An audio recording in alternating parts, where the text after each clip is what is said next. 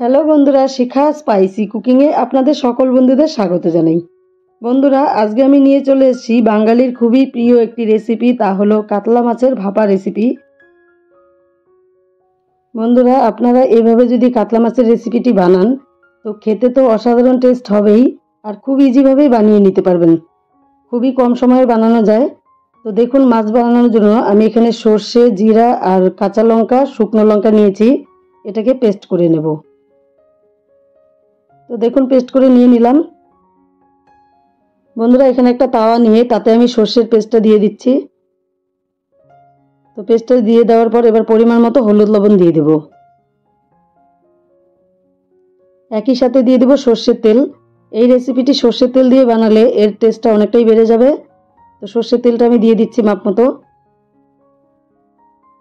এবার মশলাটাকে ভালো করে মিশিয়ে নেব। তো একটা চামচের সাহায্যে আমি মিশিয়ে নিচ্ছি।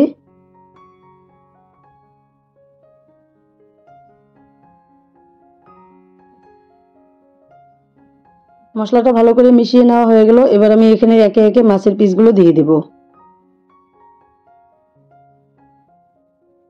তো কাতলা মাছগুলো আমি আগে থেকে ধুয়ে রেখেছি। এবার মাছের পিসগুলো দিয়ে আমি মাছগুলো ভালো করে মেখে নেব। মশলার সঙ্গে মাছগুলোকে ভালো করে মিশিয়ে নিচ্ছি। তো আপনারা চাইলে এখানে হাত দিয়েও মিশিয়ে নিতে পারেন। এবার দিয়ে দেব পরিমাণ মতো জল। তো মশলার বাটিটা ধুয়েই আমি জলটা দিয়ে দিচ্ছি। এবার জল দেওয়ার পর আবারও ভালো করে মিশিয়ে নেব।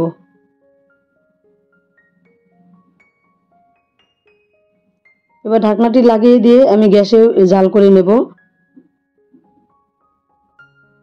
গ্যাসের ফ্লেমটিকে কমিয়ে দিয়ে তারপরে জাল করে নিতে হবে, তাতে মাছটা ভালো সেদ্ধ হবে। গ্যাসের ফ্লেমটি কমিয়ে দিয়ে আমি জাল করে নিলাম। এবার ঢাকনাটা খুলে নেব। তো যতক্ষণ না মাছটা সেদ্ধ হয় ভালো করে, ততক্ষণ আমি জাল করে নেব।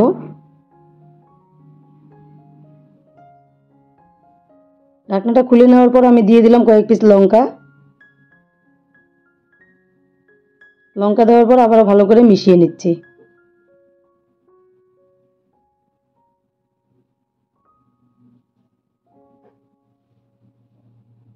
মাছগুলো কিন্তু বেশ সুন্দর সেদ্ধ হয়ে গেছে বন্ধুরা। আর কাতলা মাছের পেটিটা আমি নিয়েছি, যার ফলে বেশ তেল তেল পিসগুলো রয়েছে, ভালো হয়েছে। তো বন্ধুরা, আমি কিন্তু আরও একবার ঢেকে জাল করেছি 1 মিনিটের মতো লঙ্কা দেওয়ার পর। তারপর ঢাকনাটা খুলে দিয়ে আমি দিয়ে দিলাম এখানে ধনেপাতা। এবার ধনেপাতাটা ভালো করে মিশিয়ে নেব। এই অবস্থাতে চাইলে আপনারা সামান্য পরিমাণ চিনি দিয়ে দিতে পারেন। তো ভালো করে মিশিয়ে নিলাম বন্ধুরা।